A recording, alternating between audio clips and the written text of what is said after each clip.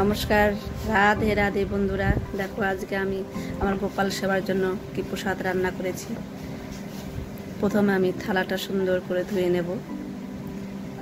ধুয়ে নেওয়ার পর আমি ডাঁটার শাক রান্না করেছি, ভাজি করেছি, আর ডাঁটার চচ্চড়ি করেছি, আর পনির দিয়ে আলু দিয়ে পটল দিয়ে সবজি করেছি। তো আমি প্রথমে অন্নগুলো সাজিয়ে নিয়েছি, ডাঁটার শাক তুলে নিয়েছি বাটিতে গোবিন্দকে দেওয়ার জন্য। তারপরে ডাঁটার চচ্চড়ি দেব, বাটিতে তুলে নিচ্ছি। পটল দিয়ে পনিরের সবজি রান্না করেছি, বাটিতে তুলে নিয়ে গোবিন্দ প্রসাদের জন্য দিয়ে দেব। বটবটি ভাজা দিয়ে দিয়েছি, শসা পিস দিয়ে দিচ্ছি, দিয়ে দেব সামান্য পরিমাণে ঘি। সব কিছুর উপরে আমি একটা একটা করে তুলসী পাতা দিয়ে দেব। লেবুর উপরও দিয়ে দিচ্ছি, অন্যের উপর গ্লাসের উপরও দিয়ে দিয়েছি।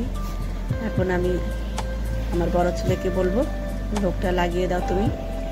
তো এইভাবে আমি আমার গোবিন্দকে সেবা দিই। তোমরা কে কীভাবে দাও বন্ধুরা আমাকে কমেন্ট করে জানাবে। আমার যদি কোথাও ভুল হয়ে থাকে তাহলে আমাকে কমেন্ট করে জানিয়ে দেবে। তো শেষ করছি। রাধে রাধে, নমস্কার।